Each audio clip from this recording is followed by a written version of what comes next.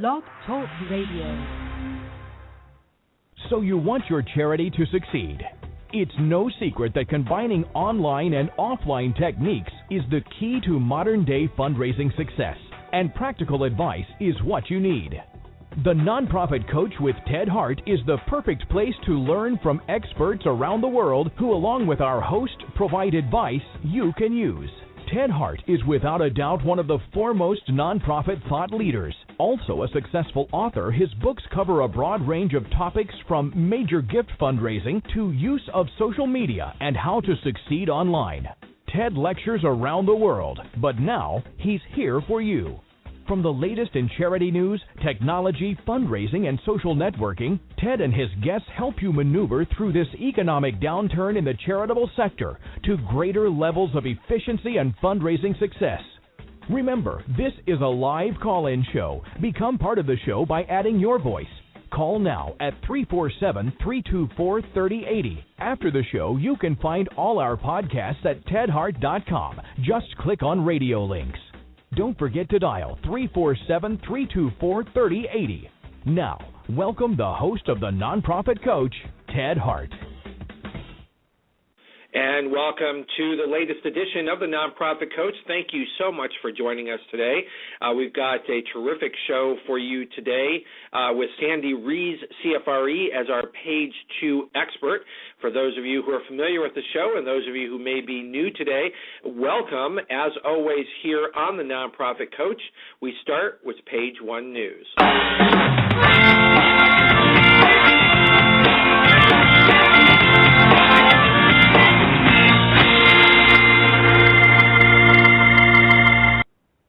Over here on page 1 news, just a few reminders. You can join us over in the chat room. You can also call in when we get to page 2 at 347-324-3080, as was mentioned by the opening announcer. You can also email me your questions at tedhart@tedhart.com. Today is Tuesday, March 27th. And first up here on page 1 news is a little bit of a celebration over here at P2P Fundraising newsletter, which you can find at p2pfundraising.org, and you can register free. We celebrated the 100th issue of P2P Fundraising and Social Media Success newsletter. We want to thank all of the 25,933 plus nonprofit executives who have subscribed to our newsletter. Certainly we hope that you will share the newsletter with friends. Of course, registration is always complimentary, so you can always forward that on. That's how you find out who is going to be our guest on the show. Of course, today it is Sandy Rees CFRE, who is here to help you learn how to get fully funded for your organization. Over in the newsletter today, if you go to p2pfundraising.org, you'll also find information about the Digital Leap Canada 2012 conference. This is the most important digital conference for nonprofit marketers and fundraisers, as was noted here a couple of times here on the Nonprofit Coach. Very pleased that the digital strategist for Movember, Corey Clem, will be with us in Toronto. You can register at digitalleap.org. And don't forget, early bird registration discounts are still available through the end of March. So don't miss the opportunity. Registration, as Neil Galliford mentioned right here on the Nonprofit Coach last week, is surpassing last year's registration already, and we are moving over to the Art Gallery of Toronto, so you don't want to, or of Ontario rather, to make sure that you get your space before this registration does sell out. A great thanks to the Platinum sponsor Blackbaud and Gold sponsor JMG Solutions for their support of the Digital Leap Conference 2012. You can always follow along with the radio links at tedhart.com. Just click on radio. You'll also find over in the radio links today and in our newsletter, again, the 100th issue of P2P Fundraising is the current issue that just came out yesterday. Membership at that point for the LinkedIn P2P Fundraising LinkedIn group continues to grow week after week, month after month. At the time the newsletter went out, it was at 1,651 members, which we thought was pretty good until we checked today and found that it's already in one day gone up to 1,655. So these are professionals just like you who are joining in the discussion, learning from each other, learning what is working online. So all about P2P fundraising, social media success. Join the party over at People to People Fundraising Social Networking discussion group over on LinkedIn. Thank you to the folks at LinkedIn for hosting that chat room, the discussion board that we have for People to People Fundraising. Next up in the page one news links that you will find at tedhart.com is the nonprofit social media 5 Facebook Twitter tips to better engage with your followers. These are important tips for you to understand. And sort of one of the bottom lines here is it turns out that many nonprofits are not effectively using Twitter and Facebook, using the tools to gain and connect with their supporters. There's a new study that's out by bridgespan.org. You want to make sure that you get a copy. There's a link right in the article where you can get that. In the rush to go social, many nonprofits are failing to think through their strategy. The authors noted in Tweeting for a Better World. Users aren't going to Twitter and Facebook to hear press release speak. They want a genuine community-minded engagement. That's what social media is all about. We talk a lot about that here on the Nonprofit Coach, so make sure that you check out today the study from bridgespan.org. Next up here on page one news, a little bit of a shout-out for all of the Material Girl fans out there. Madonna joined Twitter. She joined Twitter for one day only with the release of her new album. So that was, I'm sure, quite a thrill for all of you who like to tweet and enjoy Madonna's music. She was actually live on Twitter last night and that started at 10 p.m. Eastern, 7 p.m. Pacific. And the Twitter handle, if you want to read through that, is Madonna MDNA Day. So yesterday was Madonna MDNA Day on Twitter. Next up here on page one news comes to us from Marketing Sherpa. Marketing Sherpa has for you today a case study about email newsletters. Social media integration yields a 135% more traffic for the New York Public Library. So here's a nonprofit organization who has taken best practices for the integration of social media and their newsletter and has seen a dramatic increase. Now, step number one was to get plenty of content to choose from, not just a few articles, but lots of information out there. Step two is to promote content on Twitter. Now, the New York Public Library has more than 194,000 followers on its main Twitter feed. The team sends roughly, now here you go, for all of you who are out there thinking, well, maybe I need to tweet once a week or so. No, we talk about how this is a dialogue and a discussion. This is not just a press release. The team sends out roughly 6 to 12 tweets each day on events, fundraising, blog posts, and other topics. In other words, it's tidbits of information that are interesting. It's not that every single tweet is golden. What you also want to do is to look at your monthly traffic.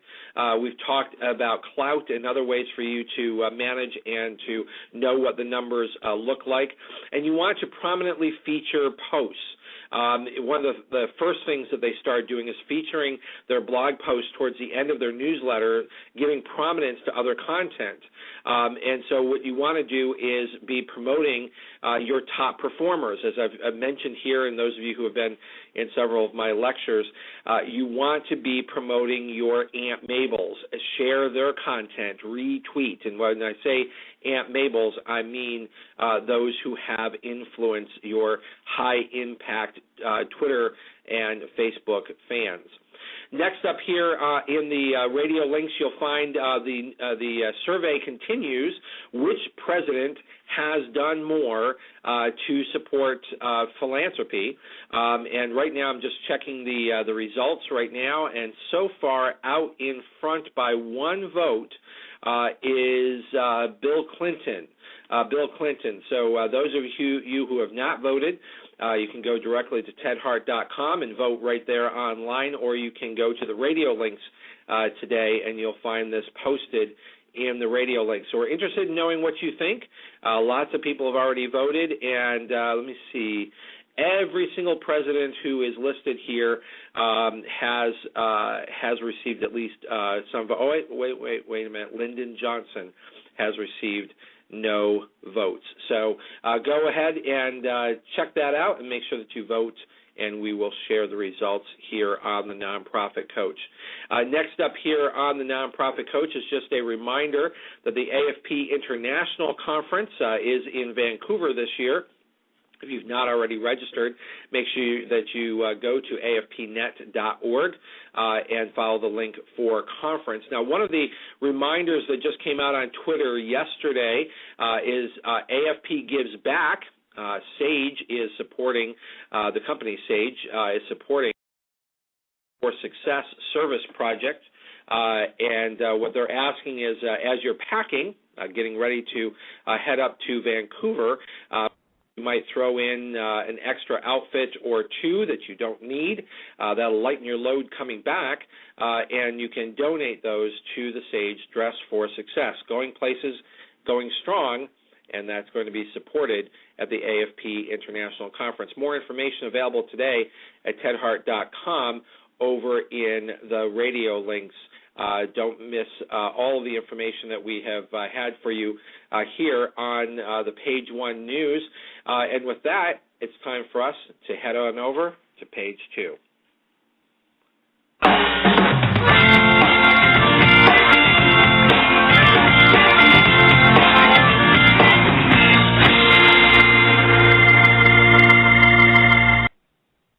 It's my pleasure to welcome here to the Nonprofit Coach one of the luminaries in the nonprofit sector. Sandy Rees CFRE is a consultant and fundraiser for the past 12 years. Her passion is showing small nonprofit organizations how to raise more money, strengthen their boards, and build relationships with their donors. She's the author of several books, and today specifically one of those books that we want to learn all about is Get Fully Funded, which you can find online at getfullyfunded.com. She's also the author of Fundraising Buffet and Simple Success Fundraising Plan, and co-author of 7 Essential Steps to Fundraising Money by Mail. Sandy is an accomplished presenter, an AFP Master Trainer. She lives on a small farm outside of, I think it's Loudon, Tennessee. We'll find out in just a second. In her spare time, she likes to quilt, garden, and ride her horse, Harley. Welcome here to the Nonprofit Coach, Sandy Rees. Thank you. I'm so excited to be here with you. Yeah, great to have you here. Did I get the name of your small town in Tennessee? Is that Loudon? Yeah, you got it. It's Loudon. It's outside Knoxville. That's the nearest big city that people may be familiar with.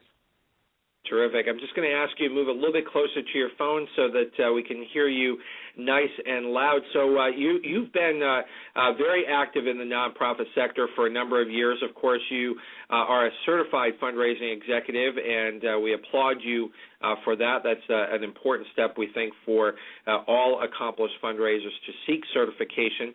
I want to talk a little bit, before we get into the book, I want to talk a little bit about your passion for small nonprofits. That's certainly a sector that we try to provide assistance to here on the Nonprofit Coach. Oftentimes we find that smaller nonprofits, while they need every bit the professional assistance, they don't always have the money for expensive consultants. So books such as yours really can fill the gap, as can shows like this. So where does your passion come from? How did you come to the nonprofit sector? Well, gosh, let's see. Where did it all start? Actually my first experience was years and years ago when I was a small child. My dad was involved in a civic organization that was doing some work in the community, helping what they called disadvantaged kids at that time. Now we would call them an at-risk population. But I learned from an early age that there were a lot of other people around who were in need of things that I had at my fingertips. So I had this awareness from an early age. About 12 years ago, I found myself sitting on the board of my local rescue mission, and it really struck my heart that there were people who had gotten themselves in situations in their lives where they were just down on their luck and in terrible situations, and they just needed a little help. And I guess I'm just a very compassionate person anyway, but it felt like something that I could do. It felt like something that I could make a huge difference in. And it wasn't long before I found myself not just on the board, but switching to a staff role to assume some of the responsibilities that the rest of the staff didn't want. We laughed for a while because they said that they pretty much gave me all the stuff that nobody else wanted to do. Right. Well, and isn't that where a lot of people start with the philanthropic sector, is that there's a need, and they come to learn or understand that they are actually in a position to make a difference? I think so. One of the things that I love about working with nonprofit fundraisers is most of them have such huge hearts. They care so much about the work they're doing. And you know, as I know, that it's not like this kind of work pays a whole lot of money. And so most of us that work in nonprofit, we do it because we like how it makes us feel. We like that we sleep really well at the end of the day, knowing that we made a difference in the world. Oftentimes, I've shared on the show, I don't know if you've heard this before, that one of my beliefs is that people who are philanthropic, who want to make a difference, who support charitable organizations, whether they're conscious of it or not, literally would like to do that work themselves. In other words, they would like to go help those children or the homeless or the environment or whatever they're contributing to, but their philanthropic support, their dollars that they put in the trust of a nonprofit organization, is really investing to make sure that work gets done that they're not able to do themselves, and that it's that trust that a charity has with their donor, that it's not just a way to pay the bills, but it's meeting the mission and understanding that each person who becomes an investor in that organization desperately wants that work to be accomplished. And in fact, if they could, probably would go and do it themselves, but either they don't have the time or the skill, but their money becomes a substitute, but also becomes the factor of trust. I would totally agree with that. I think that you're exactly right. There are a lot of people who would love to go do work firsthand. They would love to go out and swing a hammer and build a habitat house, or they would love to go stand in the soup kitchen line and help, or whatever the nonprofit is, but they don't have the time, or I think for some people they just can't quite bear it emotionally. Like it's too painful to go see things firsthand. And the way that I recognize that is, you know, those commercials that come on TV, usually kind of late at night for the ASPCA, and they show those animals that are in such bad shape. I can't stand Absolutely. it. I have to turn that because I'm very much pull at your heartstrings. Yeah. And I think for me, I'm too sensitive. I can't watch that stuff. And so I think there are some people who are too sensitive to it, and the way that they can do the most good and be the most help is to provide financial support. Absolutely. And in doing that, the organization, of course, being a 501c3 nonprofit organization, it raises money from many different formats of giving, and that's where the professionalism of understanding what does it take to treat donors right, to prospect correctly, to maintain confidentiality of information, it becomes complicated to ensure that trust is maintained, doesn't it? Well, it sure can. And one of the things that becomes problematic, particularly in small nonprofits, is there's so many people who get into it because they do see the need and they want to make a change, and then they find out that they've got to raise money. And there's a bit of a learning curve for them about the professionalism behind it and the building of relationships. And I think you're right that that's where folks like you and I come in to help them learn how to build relationships on purpose and to help them figure out what works and what doesn't in engaging people to support their mission and their work. And in doing that, that's where much of your writing and the work that you have done sort of seeks to fill in the gaps for particularly small organizations. So tell me, why the focus on small organizations when, quite honestly, for consultants, larger organizations often have bigger budgets to be able to afford you? Yeah, that's right. I think for me it's because of my experience in working with what I would consider small organizations. I've worked at a rescue mission, a food bank, an after-school program for kids. I've volunteered with animal groups and habitat and all kinds of different things. And I think it was probably when I was at the food bank of looking around for maybe some help and realizing that, gee whiz, all these consultants are so expensive. Why is that? What's that about? And so then when I made the decision to become a consultant, my heart was already in small organizations because that's where most of my experience was. And I knew that an awful lot of people just needed a little bit of help in order to make a big change in the way that they were raising money. In other words, a little bit of redirection or a little bit of guidance could provide significant returns for some organizations. So that's really interesting that you bring that up. So oftentimes you find that it's not a matter of sort of starting from scratch or rewriting the entire plan, but small changes can make a big difference. Yeah. You know, and a lot of times when I'm talking with an organization, it's exactly that. It's little tweaks, it's little insights, it's smaller things that can make a big difference. I just want to share a comment from one of your clients, I believe Nina Marketson, who's the executive director for Horse Haven of Tennessee, and she said exactly the point that you're making, that Sandy made two simple suggestions for our year-end appeal. We made both of them to our delight. We more than met our goal, including raising over $7,000 in just 2 weeks.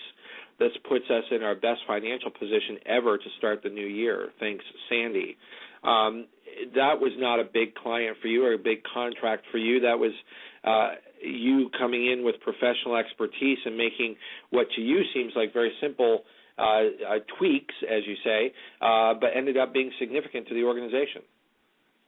Oh, gosh, yeah. And that's an organization that's near and dear to my heart, so I was so happy to help them make those little changes that resulted in some big money for them. I mean, other organizations may say, okay, $7,000, not so much money. But I know for a lot of small organizations, they're out there saying, oh, wait, no, $7,000 in new money is a lot for small organizations. It really can. It certainly can be the difference between making the bill payments and not making it. That or starting a new program or taking people off of a waiting list or getting a new piece of equipment, $7,000 can be significant for any organization, actually. And so the focus is generally for most of the work that you do in sort of the strategic tweets, if you will, or is it sort of wholesale strategy from start to finish for organizations? Most of the time, what I do is get organizations refocused and redirected. What I find is that I'm very good at thinking in big picture and small detail at the same time, and a lot of the work that I do revolves somewhere around planning, around putting some kind of a plan together for moving them forward, and that gives folks a lot of comfort. But a lot of times I can listen to what their goals are and listen to what they're trying to do and zero in on the strategies that will give them the biggest return for the least amount of effort for the greatest long-term impact on the organization. And that's what I really like to go for. I get really frustrated when I see folks in small shops who are trying everything. It's almost like they've got some shiny ball syndrome. You know, they see another organization doing a golf tournament. Every idea is a good idea, right? Is that right? Yeah. Every idea is a good idea? Yeah, and I like to try to help them really zero in on what's going to help them move toward their greatest goal in the biggest steps in the shortest amount of time. So I have to help them understand that not everything is a good idea. Let's focus on those things that are going to help you achieve your goal. And so where do you start in that analysis? Because that's certainly an approach that we've mentioned many times here on this show. But where do you typically find that you start in your analysis that leads you in the path of success? You know what? I always start with the mission. I like to ask organizations, what are you trying to do? What's your biggest goal? And I'm a big thinker. I almost came across the table at an executive director a couple of weeks ago because I asked him what was his goal, and he said, well, to raise more money than last year. I said, no. What about helping people? What about, your mission? How about let's not focus on raising more money than last year for a minute. Let's talk about lives that you're changing. And I want to hear about how many more lives you want to change. Are you okay with how many people that you're helping right now, or do you want to increase that? Do you have a waiting list? So I usually start with what's the situation around the mission and how much passion the staff and the board has for helping more people. If I can get them focused on that. I don't know if you caught the show, our Christmas show in December, but I had a long talk with Kay Sprinkle Grace on that very topic, is going back to what is that mission statement, why are you here? And I always start by asking that question, because oftentimes I find that nonprofit organizations are raising money out of habit. They're raising money to make a budget. They're raising money even to support programs in a building that just historically has been there, and so that becomes the focus, as opposed to stepping back and saying, should we even be doing what we're doing? Is this the best way to meet our mission? What is our mission?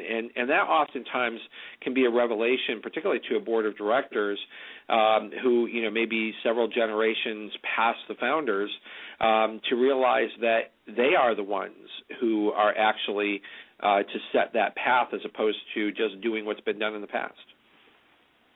Oh, I completely agree. I love that. I think you're so right that some people are just fundraising out of habit because that's what they've always done. And one of the things that I'll say to them is, okay, if you are on a timeline and you can look back to the left and see where you've been and there's a point where you are right now, and then let's think about your mission and where you'd like to go as being off into the future, you have to realize that what you've done to get you here is not going to be what it takes to get you there, that it's going to take something different to get you moving into the future to help more people, change more lives, whatever it is your mission is about. We got to do things different. We can't do the same old, same old. I'll just have you reflect on this. One that sticks in my mind is an organization that I was assisting, and they were very, very concerned. They had a daycare center. They were concerned about census. Census was down. They had been discounting their fees for quite some time, so a lot of the folks who were there really couldn't afford the services that they were providing. They were very concerned about going out of business. They were very concerned about meeting their budget. And I really sort of shocked them by pulling all the way back and asking, well, why do you have a daycare? Why? Because we went all the way back to their mission was to help women and children. And I said, well, one way to do that is a child care, but if it's not working and it's not the big need because there's so many competitors, in fact, there is daycare in your community.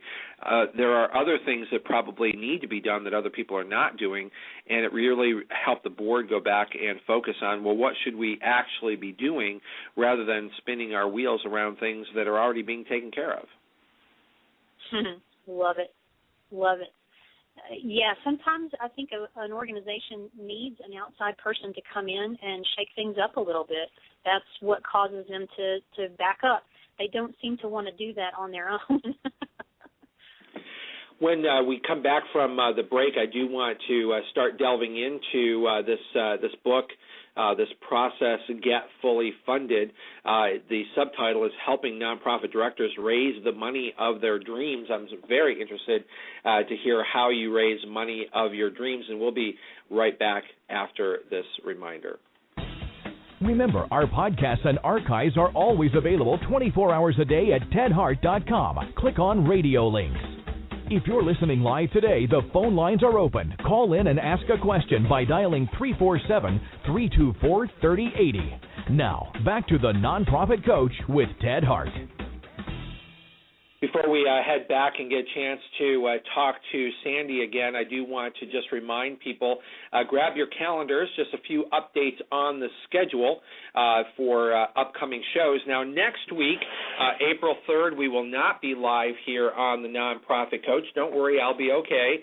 I'll be up at the AFP International Conference in Vancouver and actually lecturing up at the conference, and the Tuesday schedule is not going to work for me while I'm up in Vancouver. So that's a really good day for you to just plan, keep it on your calendar, Nonprofit Coach time, and you can access right at tedhart.com all of the archived editions of the Nonprofit Coach. And, of course, all of the archived editions are more than 70 different archived versions of the Nonprofit Coach from everything regarding online fundraising, social media, grant writing, nonprofit management. It's all there, and it's all available to you, of course, free at tedhart.com. So next Tuesday, that's a good day for you to catch up on any of the podcasts that you have missed. Now, right after that, on April 10th, that's going to be our big Earth Day show. Now, no, April 10th is not actually Earth Day, but what we want to do is help you prepare for Earth Day, and this is in partnership with greennonprofits.org. This will be the special Green Show. Franklin Russell will be our guest on the show that day. He is with the Earth Day Network, and so you can check all of that out. Make sure that you join us. He's the Assistant Director of Earth Day, and he's going to be talking to us about all the programming, all of the work that is being done. So this is a terrific opportunity for you to get caught up and plan ahead for how your nonprofit organization is going to do right by the environment by potentially becoming more green. And while you're at it, to check out the work of greennonprofits.org. Now, April 17th is going to be Ken Berger. Ken Berger is going to be with us. He is President and CEO of Charity Navigator. We're actually going to be talking about Charity Navigator, sort of 2.0, and celebrating the 10th anniversary of Charity Navigator. Rounding out April, this will be another opportunity for you to catch up. There will not be a show on April 24th. Your host's birthday is right around that time, and I'm not going to be available to do the show, but it is another good time for you to reach out and catch up on all the archived versions of all of the Nonprofit Coach radio shows. So we're going to head right back over and catch up with Sandy Rees and find out how your organization can get fully funded.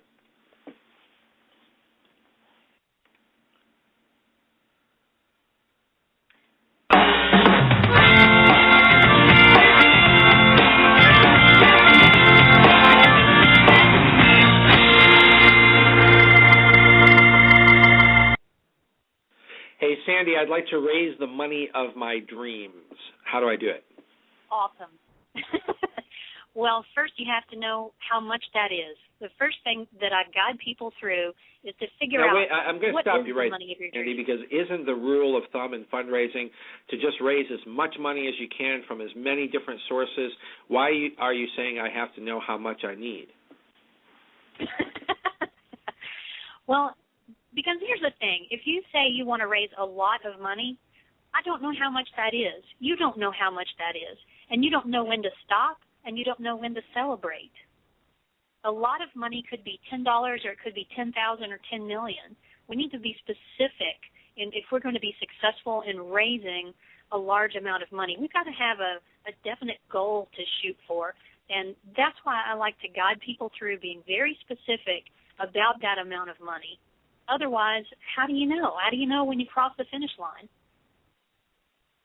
Well, and that's not just internal, right? I mean, that signals to your donors, where do I fit? I mean, if all I can afford is, say, $10,000 to support your organization, and your goal is $100,000, well, I'm a pretty significant player with that organization.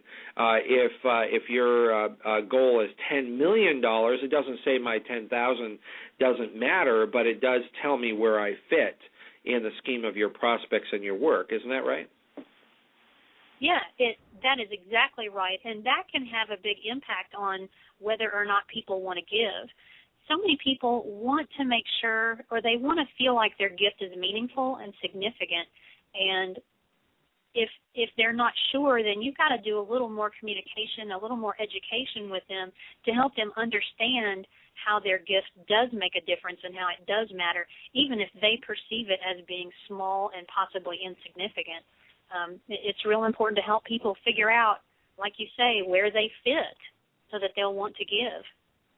I once had an executive director that I worked with who, and you'll know from the comment, was not particularly skilled in fundraising. And her view was, she said, well, I can fundraise because what you do is you take people to lunch and they give you checks. Is that how you fundraise? Is that how it works?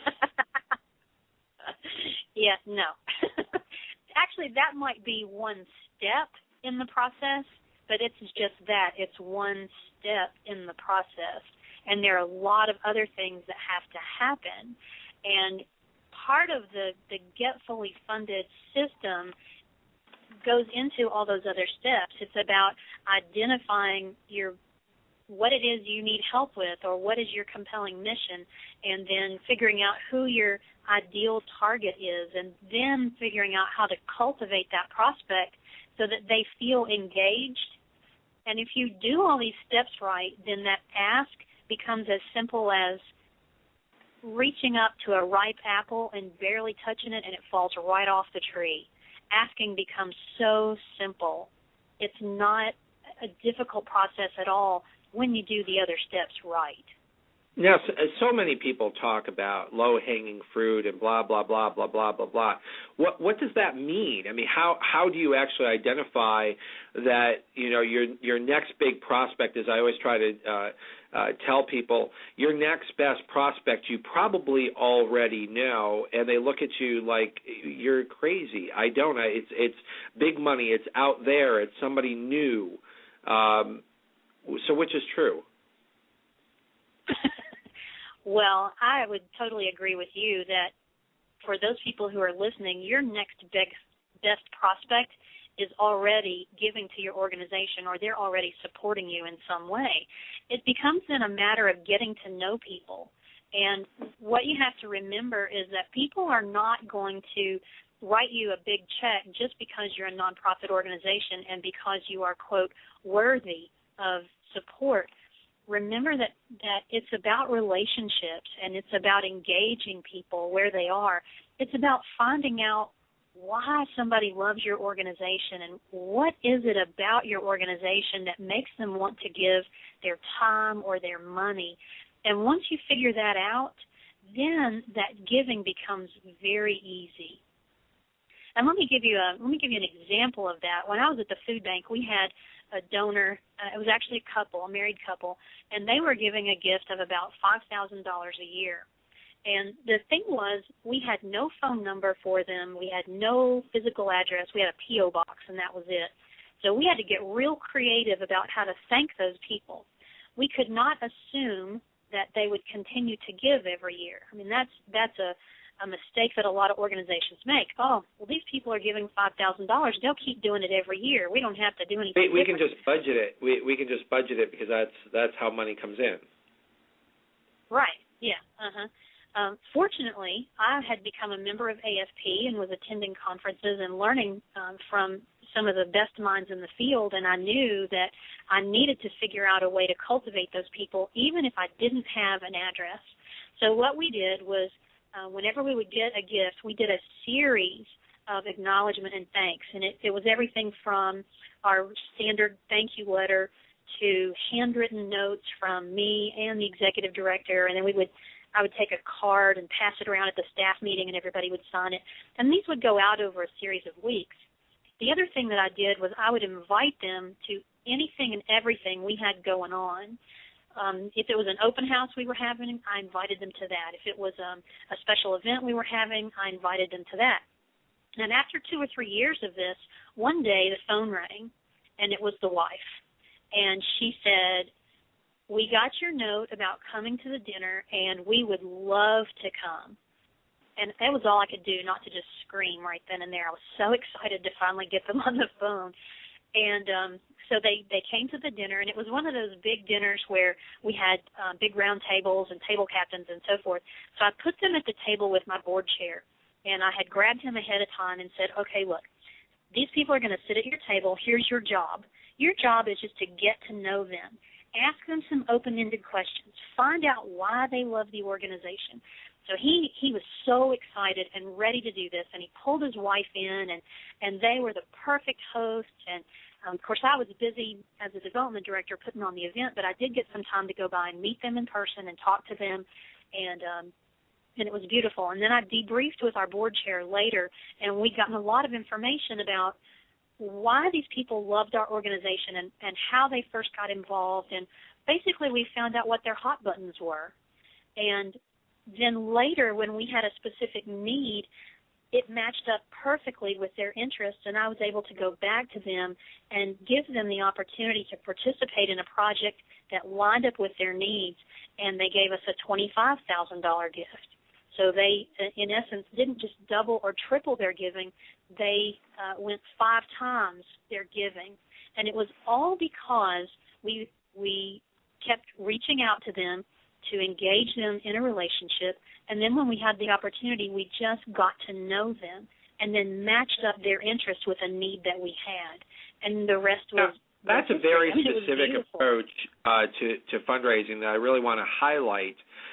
Because another approach is we need money and you give to what we need, as opposed to it's your money, what would you like to accomplish with it? And I really think that those are two very distinct approaches to people's philanthropic solicitation. They are very different approaches, and you know what I know, that the very specific approach works. You really do have to get out of your thinking that you just need money, somebody give me money, and really start thinking about what is it that people want to help with. What I find is when you have a lot of people supporting your organization, you will have different people who are interested in all the different things that you're doing. So in other words, if you have, let's say you have 4 different programs for your organization and you have 100 people who are giving, you're going to have people who are interested in each of your 4 programs. The numbers are just going to work out that way. Then it becomes your job as a fundraiser to really figure out who's interested in what and try to match them up. And the more you can do that, the happier your donors are going to be and the more money they're going to be willing to give, because you're asking them to give to something that they care so deeply about. Exactly, and that's really the difference between a fundraiser and a development professional, isn't it? Oh, gosh, yeah. Fundraising is simply separating people from their money.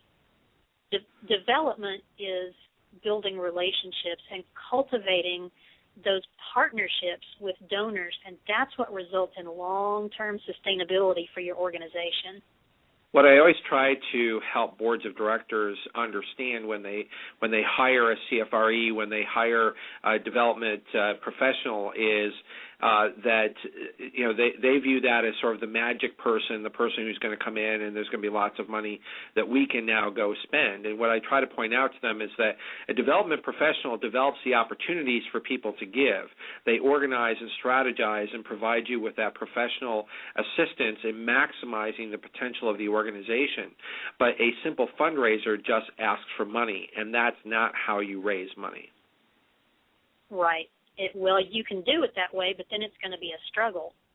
Right. I've talked to so many people that just say, so many folks just struggle year after year. It's like the calendar date rolls over to a new fiscal year and they start all over raising money, and it doesn't have to be that way. when you engage in development, you're building relationships. And Sandy, you and I have both followed people like this or have run across people. Those are the people who are very willing to say, if you just make a gift now, we'll never ask you again. Yeah, and that doesn't work either. Well, it's not possible. You're not being honest, and quite honestly, one of the things that for a lot of organizations they just don't understand is that when you ask for money, particularly from a high net worth individual or foundation or corporation, you're not the first one to ask. They know what a good ask looks like. They know what to expect, and if you're not going to compete, you're not going to maximize your support, no matter how much they think you're a good organization. Yes, that's exactly right. And I've told people that, too, that this is probably not going to be their first time to be asked. So just relax. It's okay.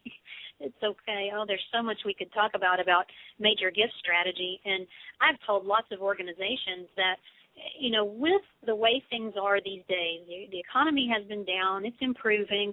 Donors are so much smarter than they used to be. The way that we used to do fundraising, I think, is over. And I think there's a new day dawning that's much more about development than fundraising. It's much more about building relationships and engaging people. It's much more about being authentic in fundraising and not just trying to hurry up and get that gift for today. It's got to be much more about setting up sustainable giving so that there's not a gift just today, but that those people want to give again next year and the year after that and the year after that and so forth. And that really is part of the art of fundraising. One of the ways that I try to help people understand that concept is I'll tell them, I have something really important to tell you, and oftentimes that'll get their attention. And I'll say, I have no fear that you will raise too much money. And they stop and they think about that, and then they kind of chuckle a little bit. I say, your organization will manage to spend whatever it is that you raise. And guess what? They'll want more next year. So the issue here is not the need for money. The issue here is maximizing the support for on behalf of people who want to make a difference. Yes, that's what becomes sustainable. I completely agree. That's right. That's right.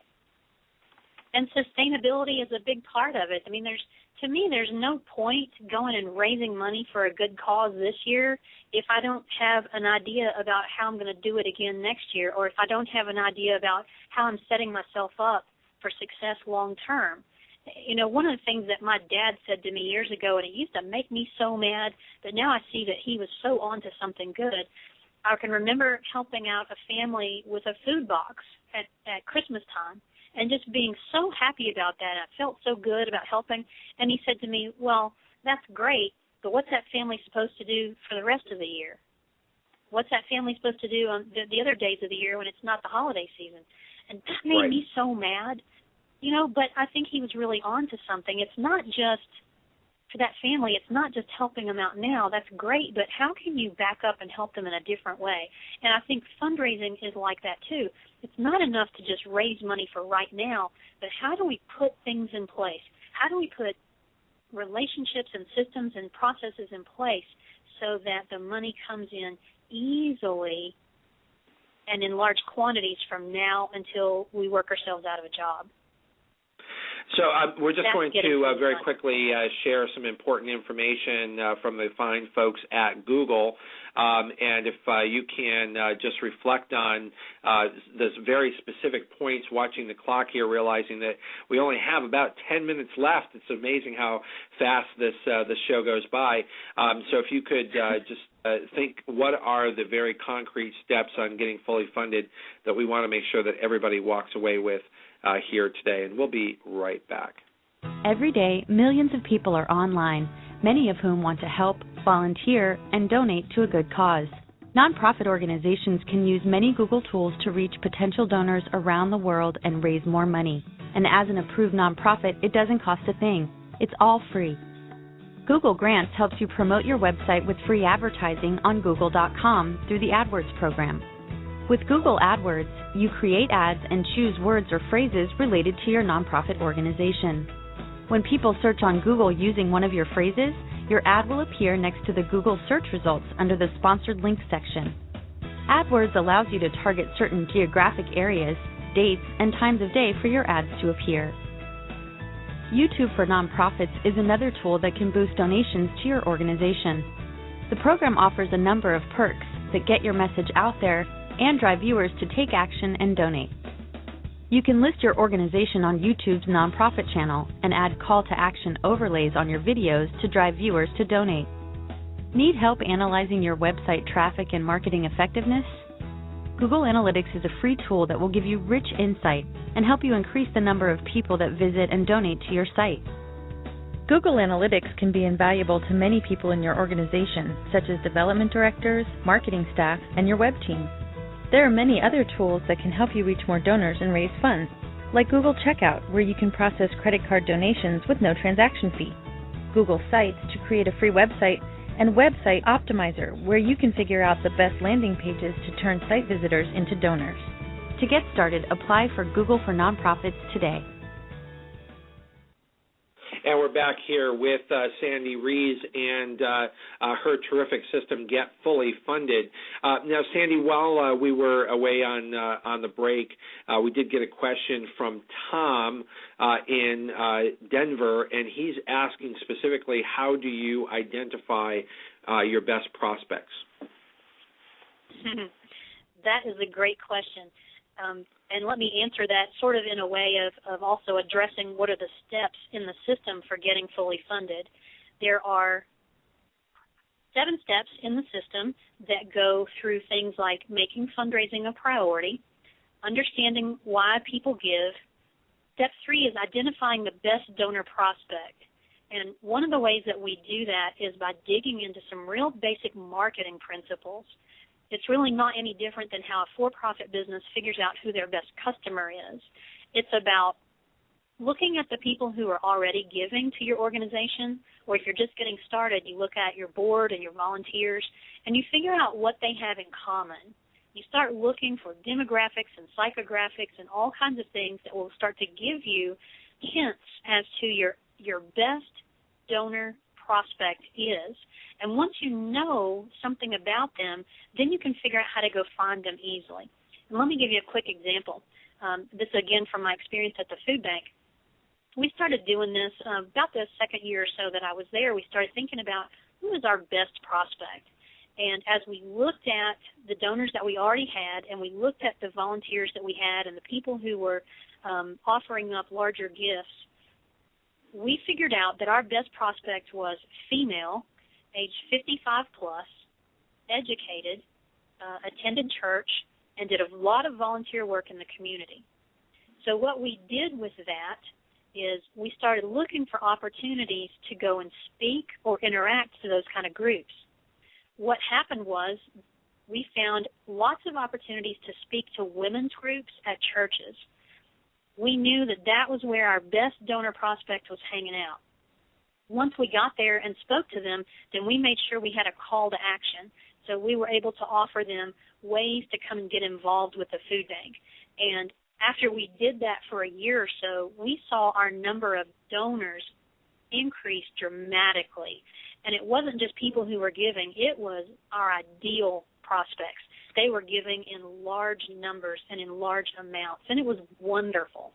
So identifying the best donor prospect is about digging into some basic marketing stuff. And like I said, there's a whole step in the book, in the system, that works through that with you to help you figure out who are you looking for and what might they have in common. The rest of the steps in the system go into things like telling your story, knowing what to share and when, so that you're providing something interesting and compelling for your donor prospect to listen to. You can't just tell everything you know. We know way too much about our organizations, and we've all made the mistake of trying to tell everything we know. And it's too much. It's overwhelming for people. So I walk you through a whole series of questions and worksheets to help you figure out how to best tell your story so that people will respond. The next step now, Sandy, the fully funded system is not available on Amazon. How would someone find the system? How would they get it? And what do they get when they get it? Okay, that's a good question. It's not available on Amazon. And actually, the only place that you can get it is on my website at getfullyfunded.com. You can get it in one of two versions. I have what I would call the Principles of Get Fully Funded, and it comes in a paperback version. The price point on that is $47 for the paperback or $37 for the ebook. Or you can get the deluxe version, and it comes with 101 worksheets, templates, and checklists to make the implementation easier. That's one of the things that I'm known for, is to take a concept and break it down into step-by-step processes and manageable chunks so that it's easily understood and easily implemented. The other thing that comes with the deluxe version is 3 months of support. What I found is that sometimes people have questions, and I wanted to be able to address that. So every week I jump on the phone in a Q&A style format with people who are working through the Get Fully Funded system, and we talk about where they are, and we talk about where they're stuck. And a lot of times they'll learn from each other as well. Somebody will be stuck with some board-related issue, and someone else will jump in and say, hey, here's how we fixed that and how we handled it. So it's a great little community. It's a great little group of people who are all working toward the same thing, and that is raising the money of their dreams. And Sandy, what is, of all the years of experience and all the different groups that you work with, what are some of the common themes that most organizations should be aware of? Is it work on the board of directors? Is it identifying top prospects? Is it computer systems? Is it social media? What are the things that have made the biggest difference to the folks that you've worked with? Wow, I think there are lots of things that have made huge differences. What I have seen over and over is a focus on individual donors has probably made the biggest difference. Now, that assumes that you've got some good infrastructure in place. That assumes that you've got at least a decent board in place. If you don't have some of those things, you might need to work on those first. Infrastructure is important. You've got to have systems and software and so forth, because if you don't have that stuff in place, it's going to be tough to manage the gifts properly on the back end. But right, I really Sandy, think I was just wondering, what do you consider a decent board? I mean, how do you look at your board and say this is a decent board? Well, if at least most of them are attending meetings and they're participating in a committee and they're doing some stuff, they're doing something. If they go out and speak favorably about the organization and the community, those are signs of a decent board. Okay, so that's something that you can build off from, is if you've at least got that as a start. Yeah, you really can. Unfortunately, there are way too many boards out there that are way dysfunctional and almost cause more trouble than they're worth, and that's a whole other call to talk about board issues. But if that's the case, if you're bored. But if that's the case, and you're wondering why you're not succeeding, that could be part of the issue, right? It absolutely could. It absolutely could. I like to see a board that at least is passionate about the cause. Even if they're not real sure what to do, they care, and they're there. If they care and they're there, then at least you can start to give them some guidance about ways that they can get involved and be a big help to the organization, and especially in fundraising. That's great. Sandy, in the few moments that we have left here, in addition to your website, getfullyfunded.com, how can our listeners connect with you? Well, I'm on Twitter at Sandy Rees, and always sharing lots of stuff there from my blog and from all kinds of other stuff. I'm also on Facebook. You can find me personally at Sandy Rees, or you can find me at facebook.com/getfullyfunded. So I'm in both of those places. Also on LinkedIn at Sandy Rees, and on YouTube as well. Terrific. Everyone, don't forget, no show next week here on the Nonprofit Coach. Listen to our podcast. I'll be up at the AFP International Conference in Vancouver. We'll be right back here on the Nonprofit Coach April 10th for the big Earth Day show in cooperation with greennonprofits.org. Sandy Rees, thank you so much for joining us here on the Nonprofit Coach. You've been listening to the Nonprofit Coach Radio Show with Ted Hart. Tell all your friends to check out our production schedule and download our iPod and iPad-friendly podcast at tedhart.com. Thanks for listening to the Nonprofit Coach. Hola mi gente, Rosalind Sanchez here from He Said, Ella Dijo. And although I like drama in my telenovelas, when it comes to real life, I prefer a drama-free casa. Thanks to Fabuloso. Its remarkable lavender scent lingers like a longing glance. And with 2 times more active ingredients to take the drama out of any mess, you'll be shouting, gracias. Fabuloso's 2 times concentrated formula provides 2 times more active cleaning ingredients versus non-concentrated Fabuloso Original. Use as directed.